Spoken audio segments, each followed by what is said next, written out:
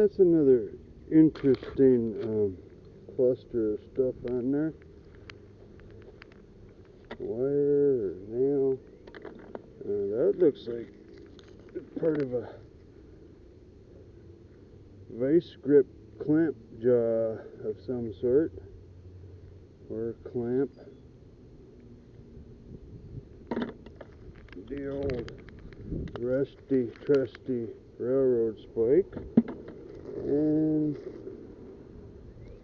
an unknown. It's definitely magnetic. It's one of those things you gotta wait till you get home and do a little cleanup and see what it is. But just down here on a little creek in Michigan, and cleaning her up, piece at a time. County Seat Adventures.